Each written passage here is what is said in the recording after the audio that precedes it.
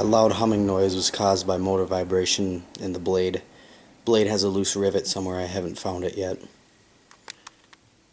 Once I find the loose rivet, I should be able to pound it back in and shouldn't have any issues with it. All the vibration should go away. It's very early 1957. It's a W-6. It's non-reversible. It's a pretty standard fan of the time. Nothing fancy about it, just a standard 3-speed box fan of the era.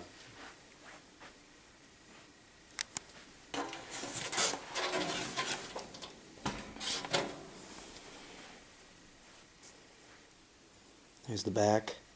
It's got the extra long motor. As you can see here, these blades often go out of balance due to weighting issues.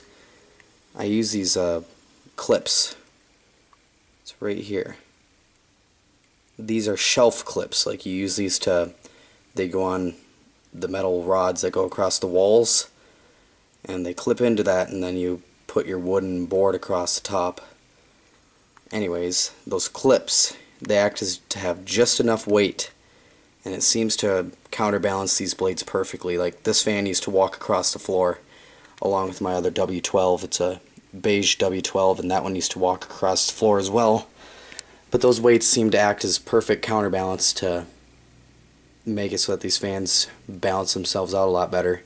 I've done that on, I know I did it on this one, my Spruce Brew reversible W13, and then my W12, the beige one. Works excellent. And this is a older one.